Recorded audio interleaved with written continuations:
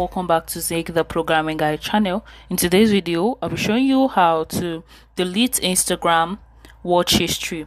So if you want to delete your Instagram watch history, this video is for you. And if you're new to the channel, please click on the subscribe button. It really helps a lot. So first thing you have to do is open up your Instagram app just like this, and once you open it up, you go straight to your profile and you go to those three horizontal right above your screen.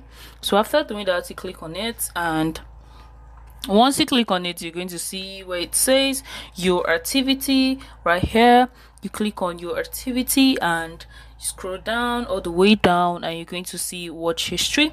So you click on watch history and you wait for it to load up so you can actually see all the videos you watched. So how do you delete it? You can click on select and you're going to select, so you can just pick all of them and just delete as once. So you're going to click on remove right below, and once you click on remove, it's going to remove that from your watch history. So it's very simple. If you find this guide helpful, give it a thumbs up and equally subscribe to get more tips like this. Thanks for watching, guys. This is my next video. Bye.